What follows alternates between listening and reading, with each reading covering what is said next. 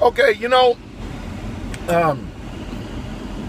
we have, how do you say, a lot of disproportionate ways in this society when it comes to judgment. I mean, there are people out there that are committing heinous crimes. But Michael Vick turns around and gets 2 years in jail for crimes against dogs.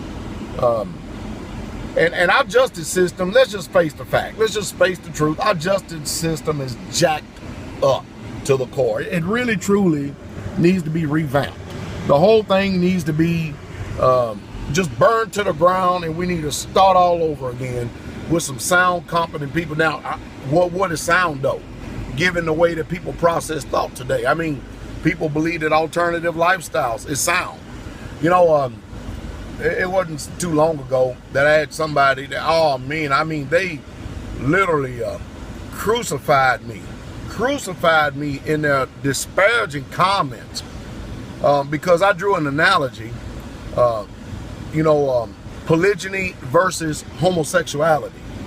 Now, if we are Bible believers, it's obvious what the Bible says.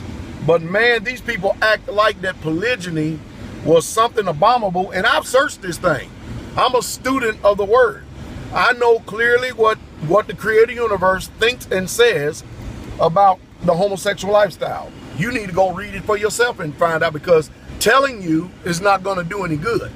And many of you are going to find out that you're not ready for the next level of faith, meaning coming out of Christianity. Many of you better stay over there where you're comfortable at, in that religion. But know this: after the judgment, you're going to give a requirement. Everything's going to be required of you. You're not going to get away with this. And then I actually have been spending an ample amount of time looking to see what the Bible has to say about polygyny. And, whether people like it or not, I could care less what Christianity and other people say. The Bible does not condemn it. It's not sin. So all these many years, the Mormons, because, they've been looking bad. Well, they've been looking bad because just like anybody else that abuse a lot of situations, first of all, number one, you shouldn't be getting married to underage girls. And of course that's out for the jury to deliberate, or the court of public opinion, because people don't even know what that is nowadays. What I'm getting to is this, is that it's not a sin, but yet the Bible does condemn homosexuality as a sin. Now, which one is it? Who are you truly serving? Now society, it turns around and it comes down hard on these people, yet and still nobody's being prosecuted for it today. Nobody's being prosecuted for living alternative lifestyles.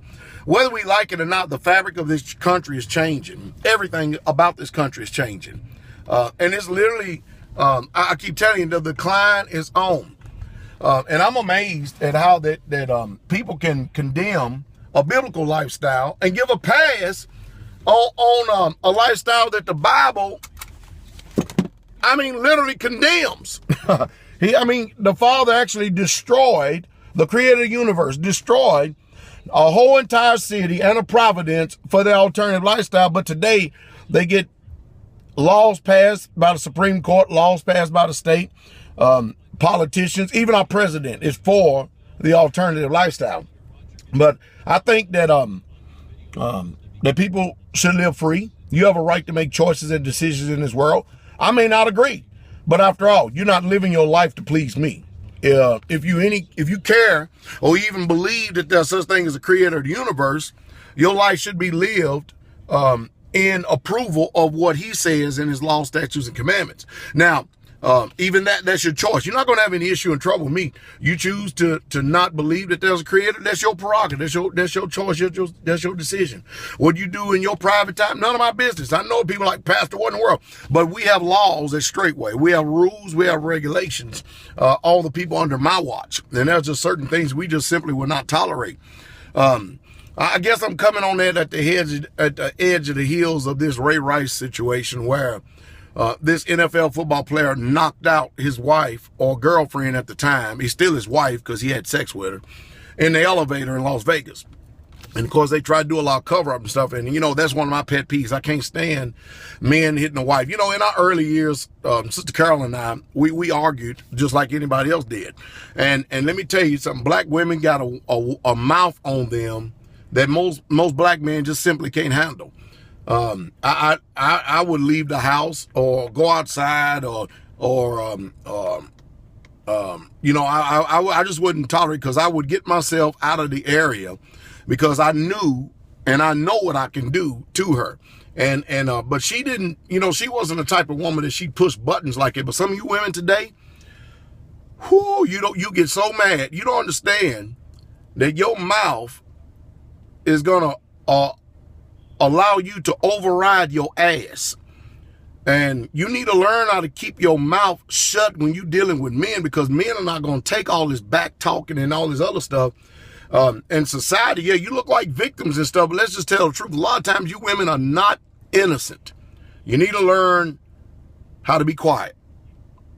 And don't get me wrong, I looked at my YouTube demographics yesterday.